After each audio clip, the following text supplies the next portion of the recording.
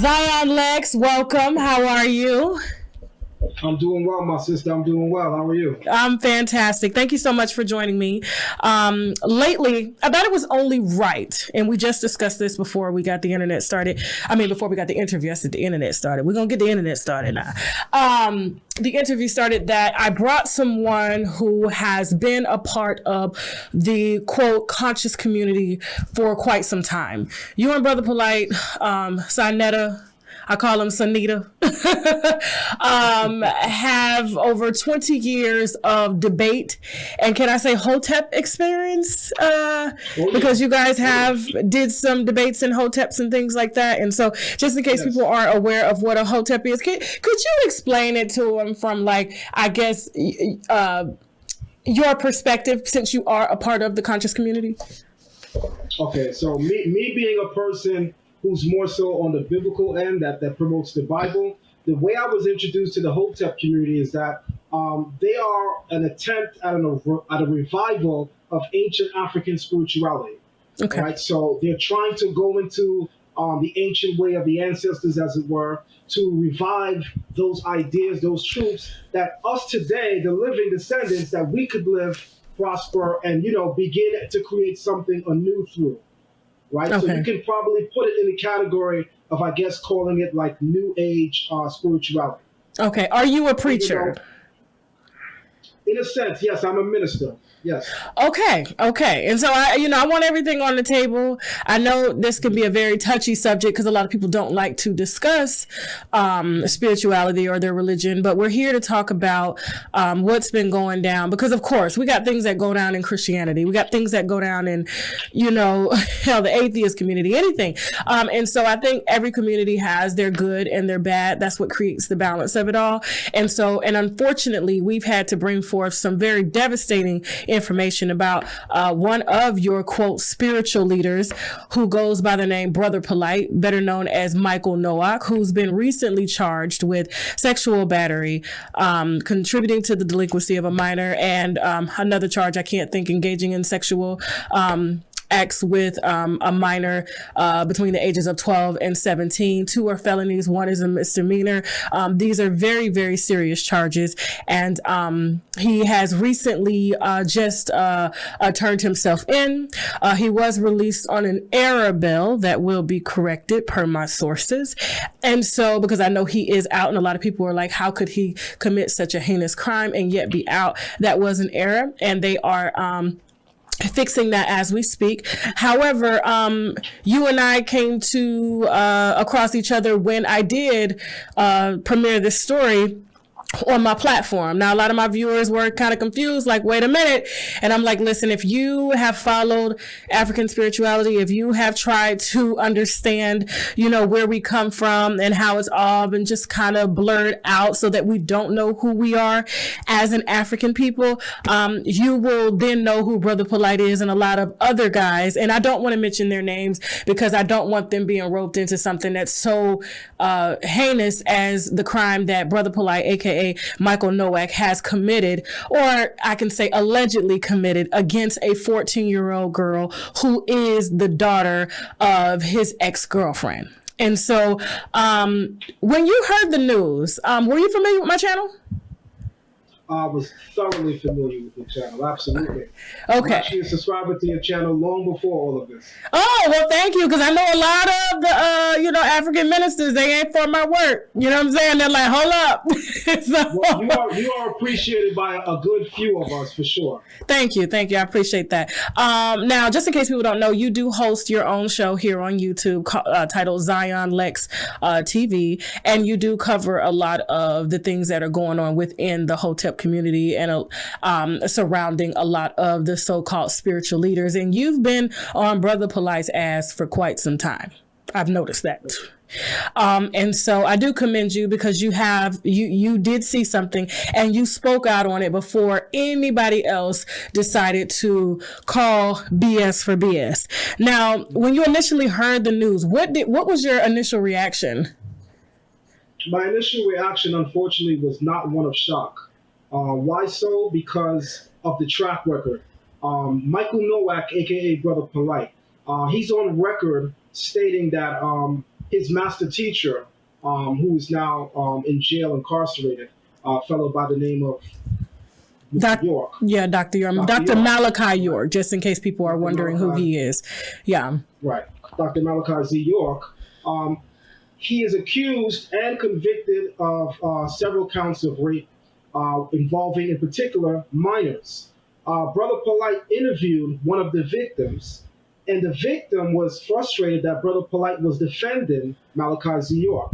And Brother Polight says, well, let me say this to you. Let's say that Dr. York, in fact, molested and raped over 100 children, and we could verify it through scientific evidence, even the likes of DNA.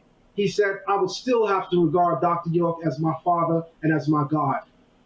That's pretty cringy, and I was shocked at his demeanor and how just put off he was and disgusted with some of the things that one of Dr. York's victims, who had testified against Dr. York and played a part in putting him in jail, and he is currently serving, I believe, like what, the 5 life sentences, 123 years total. He is in a supermax facility out in the Midwest, and he ain't getting out. Now, I've seen some of Dr. Malachi Z. York's work, and I got to tell you, I was taken aback. I mean, and I've heard a lot of the stories that some of the victims who were a part of the Nuwaubian, if I'm saying that right, community who followed under his teachings talked about that he made kids with women.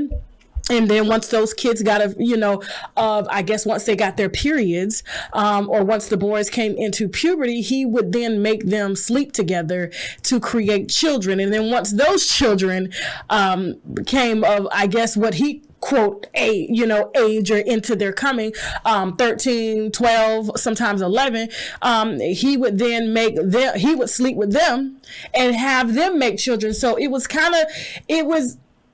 I mean, some of the things that I heard, I mean, I just could not imagine people being so, and I don't want to call them weak-minded, but gullible enough to follow someone who was so just terrifying. And I couldn't imagine, but go ahead. I'm sorry. Like I said, the floor is yours.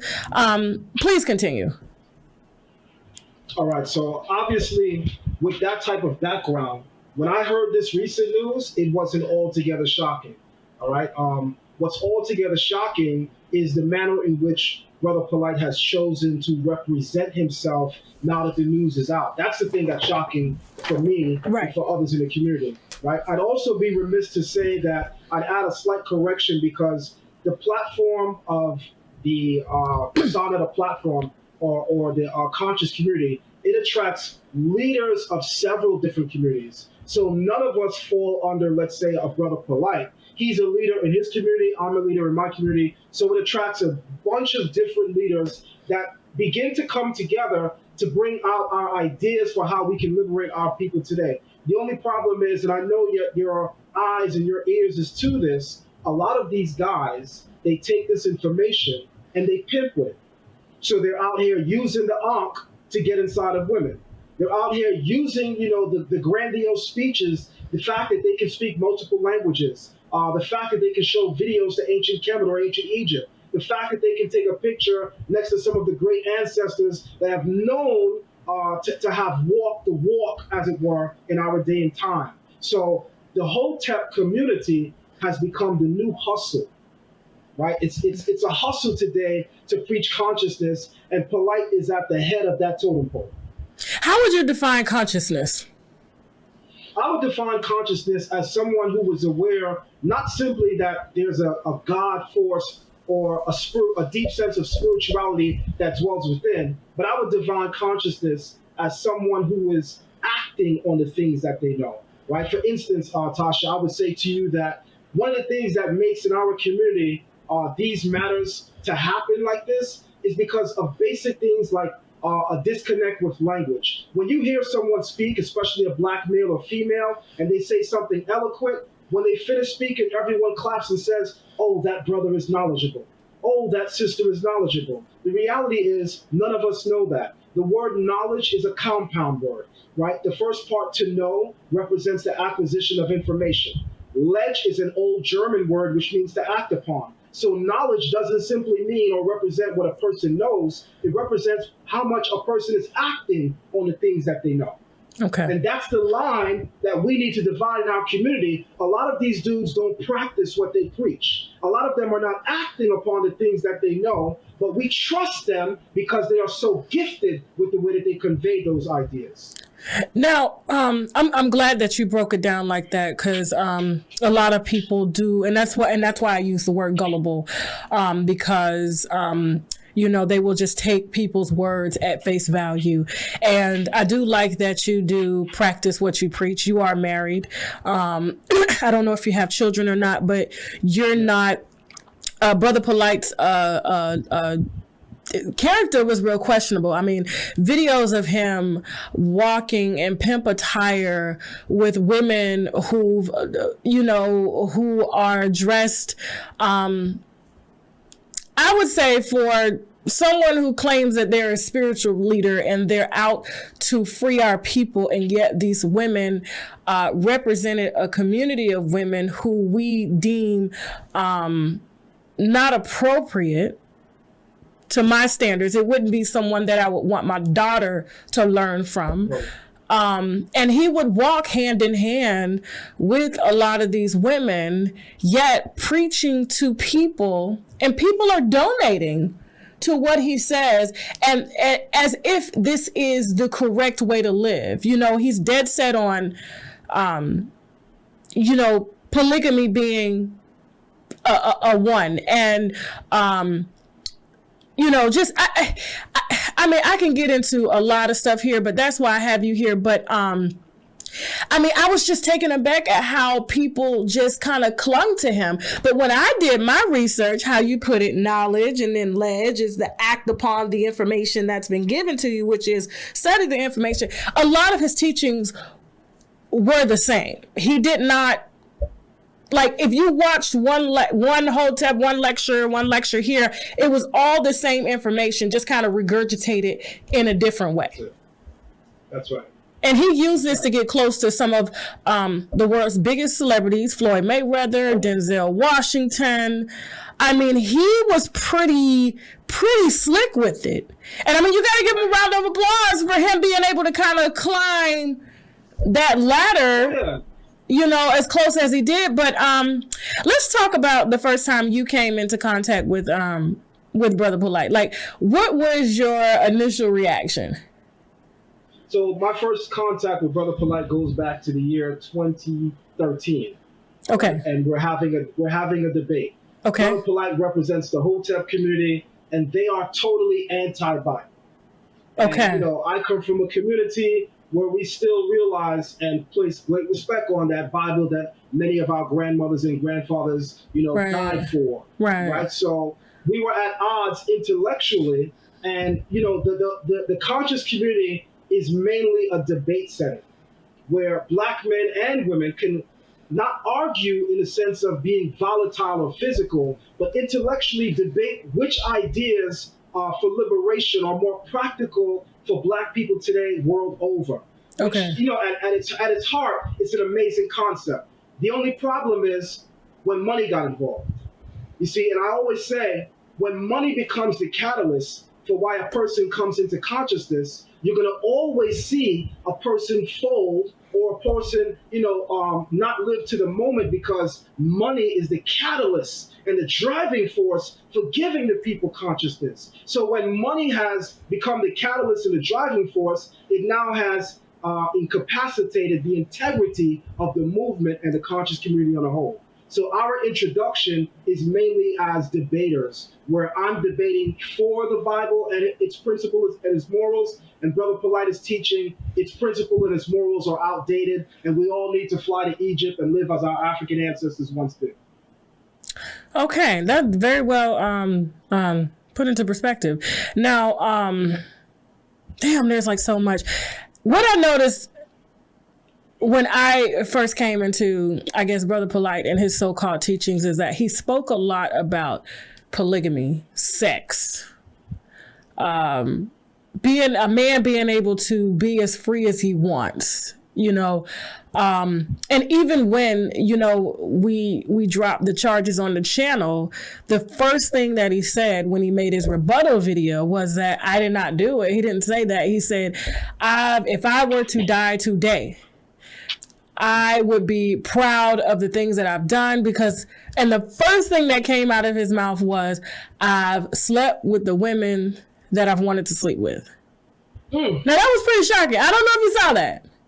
He was sitting in the back. He was sitting in the back of his Rolls Royce, and I don't even think it was his Rolls Royce because, you know, I have a lot of sources that come to me that said that he is, when I say dead broke, dead broke. He is. We know his. Even here in New York, we know that Polight is a renter, or what we call a fronter. It's all rented. Why do you think he does that just to lure in women? Well, it's not just to lure in women because he's also known as the top scammer in the conscious community, right? So it's receipts upon receipts upon receipts where he's getting 20,000 from this person, 30,000 from that person, 17,000. Like you literally can type in brother Polight scamming and see all of the receipts of people who actually present receipts in their videos to show that they have been scammed for thousands of dollars from Brother Polight. Doing what? Why would they give him money? Like, what was his reasoning? So he's teaching people how to go around the system, as it were, and invest in stocks and bonds, as well as to buy homes at very low rates. He promises a big turnaround. All you got to do is front him about 15 grand to get the secret. Which you realize what's going on, Tasha. But he doesn't even own a home. He doesn't even own a home. But the thing is, what he does do is he'll go and get these Airbnb properties throughout LA or Miami. He'll make sure to do videos in them promoting the things that he's trying to sell people because he knows he's a very intelligent man in that respect. He knows that the aura that is created from this scenery alone is going to be the selling point. And unfortunately, a lot of our people are exactly what you said, gullible. So they buy into it. Damn. Now let's go back to him being, I guess, kind of fathered under Dr. Malachi York. I'm sorry, pedophile Malachi York. I'm not going to call him doctor no more. That's right.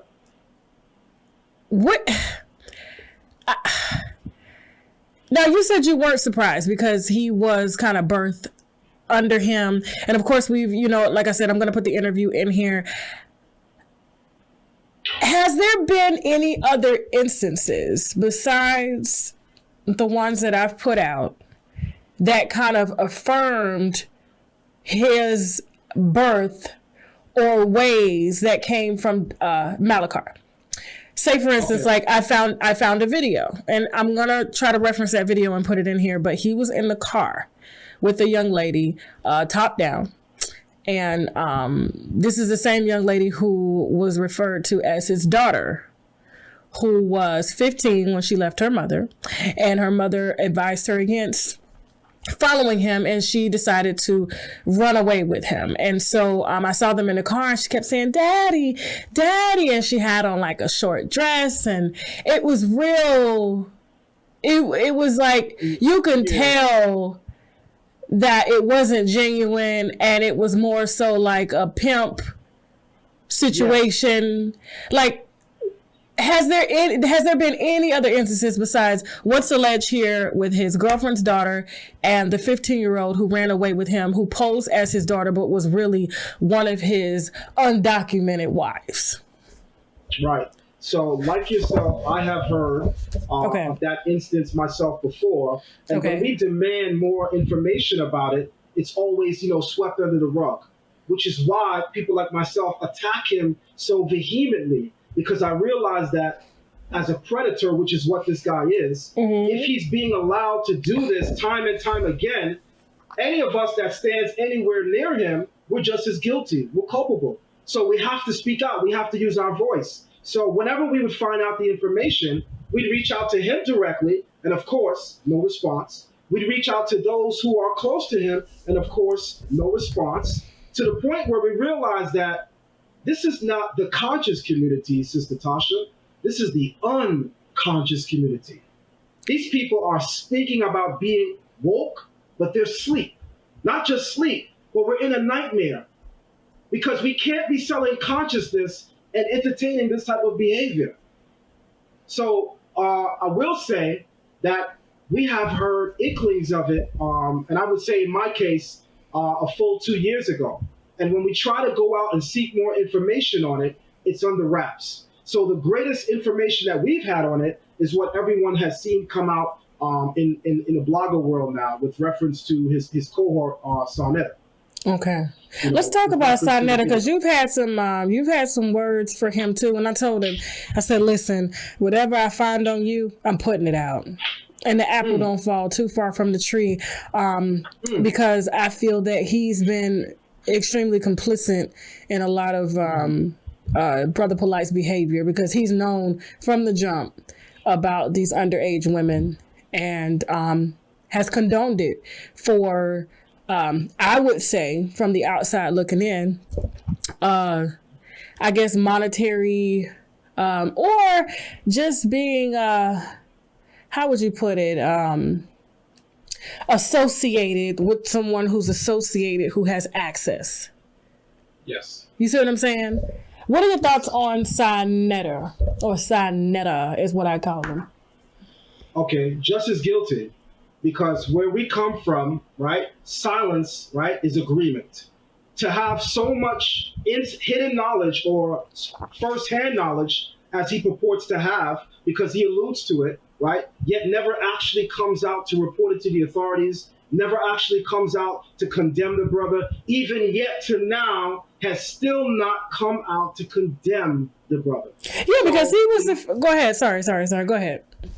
Right. So lastly, if you're not going to come out to condemn him, in fact, what you will do is to come out and condemn those speaking of him, then we must say, rightfully so, as you said, you are just as responsible, you are culpable. Because he was the first, which was shocking. Well, not shocking in a sense, but how hungry he was to get on top of this. He was the first to give Brother Polight a call to, and what's shocking is he did not ask him if it was true.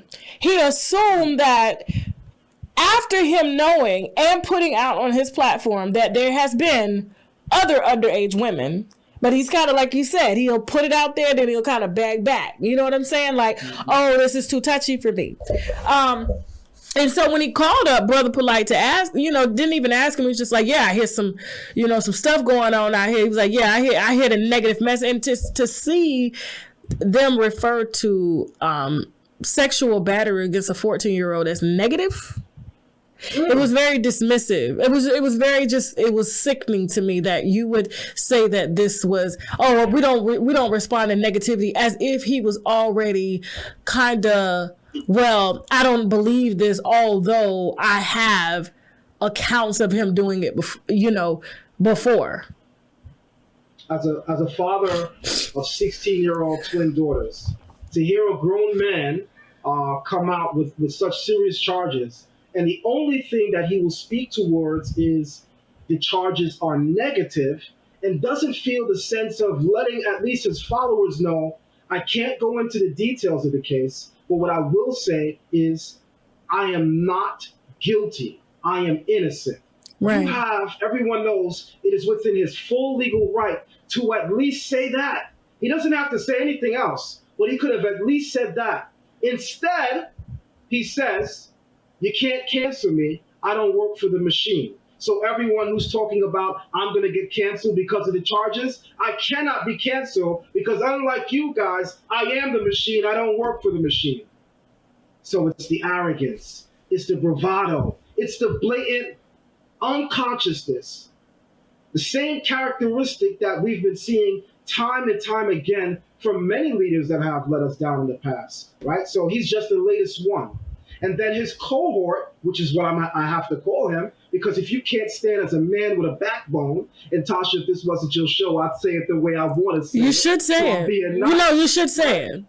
Right? If you don't got the fortitude as a man and a backbone to stand for what's right, Brother Sarnetta is almost 60 years old. You are what we call in the streets, you the big homie.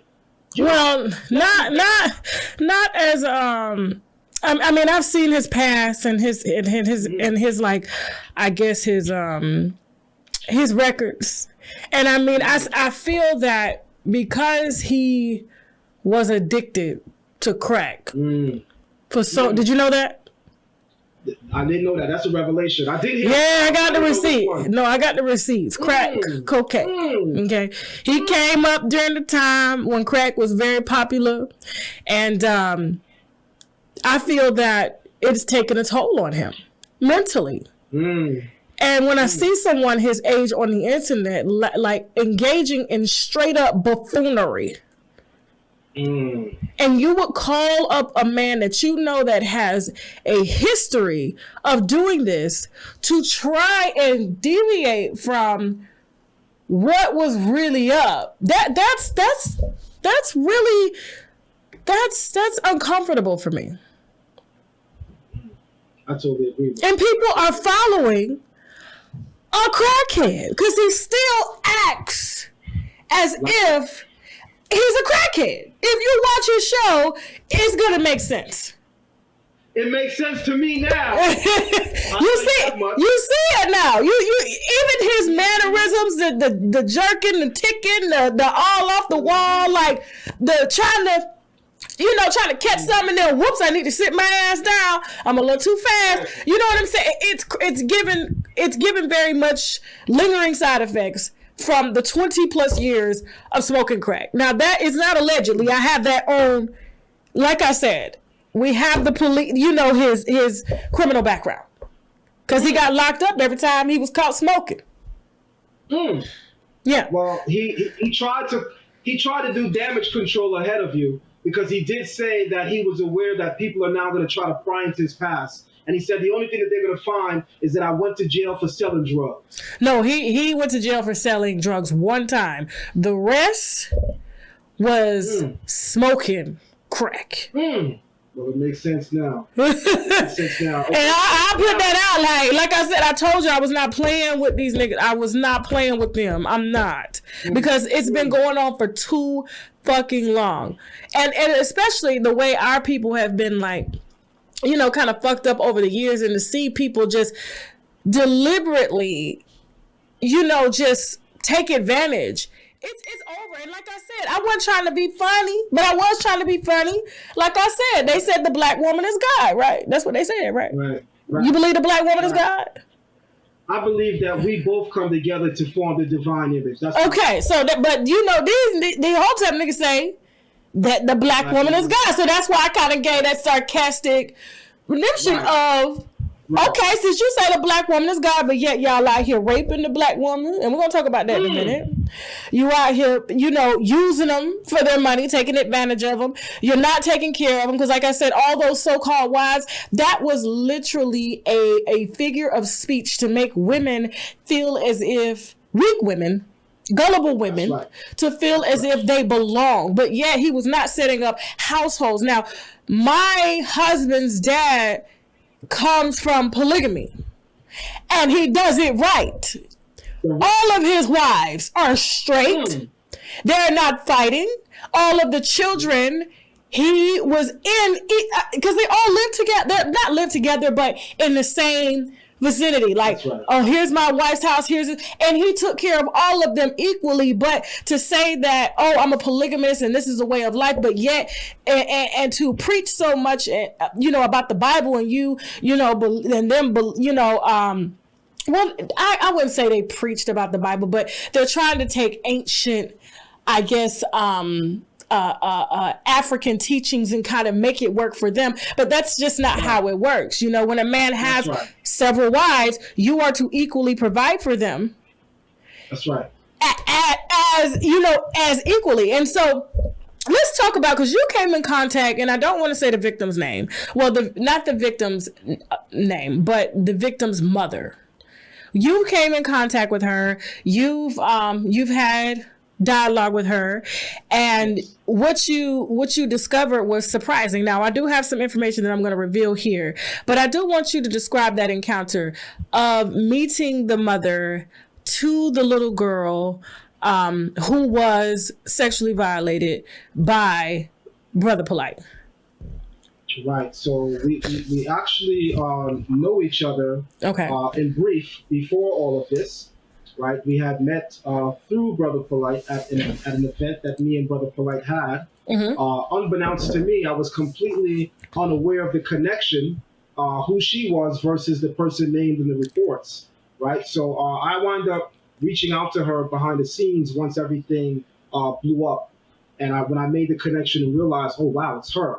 So I reached out to her, and, you know, she's a very, very shooken up person right now, and rightfully so, right? Can you imagine when you're not really known like that today, and then tomorrow, you know, you're the talk of the town all over YouTube, Facebook, Instagram. You're now a hashtag.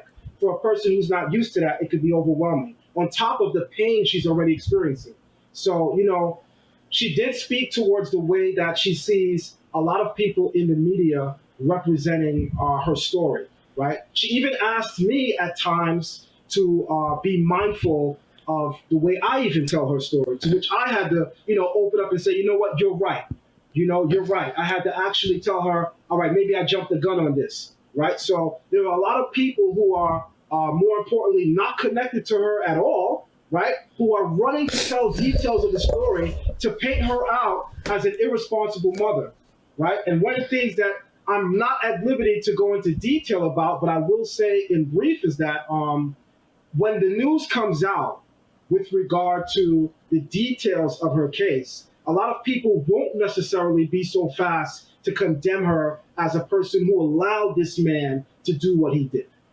You know, I could say that much. Well, I mean, You know? Go ahead. Sorry.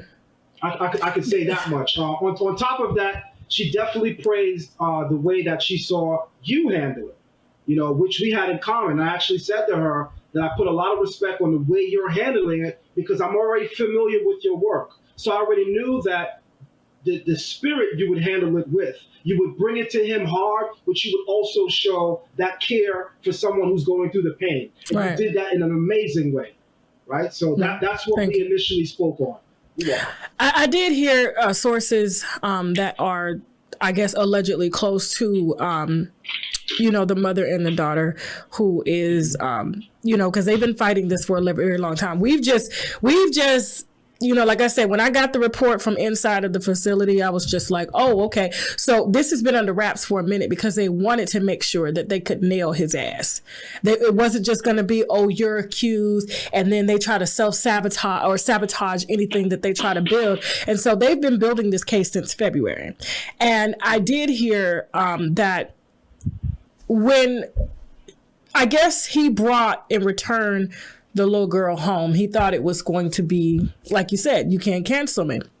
So apparently this woman that he was with was, in fact, the only woman that he was with.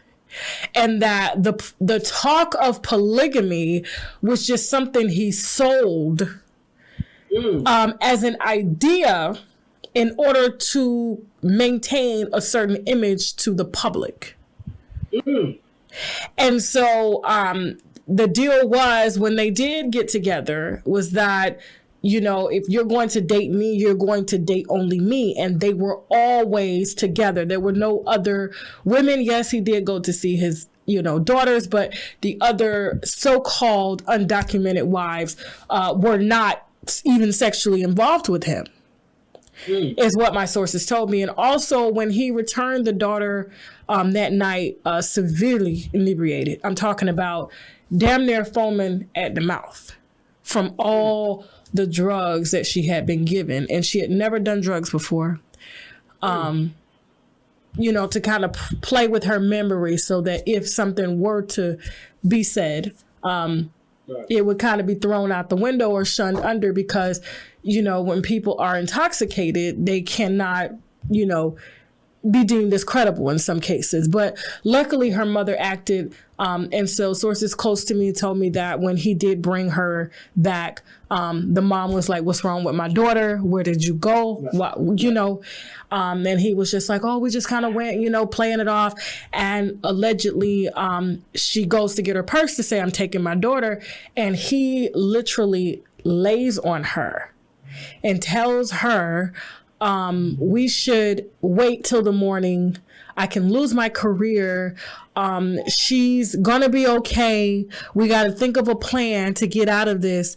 And he thought that he was going to be able to talk his way out of this situation. But she was so scared, and sources close to, I guess, allegedly her, claimed that if she had even listened to him, her daughter wouldn't have woken up the next morning. That's right. That's right.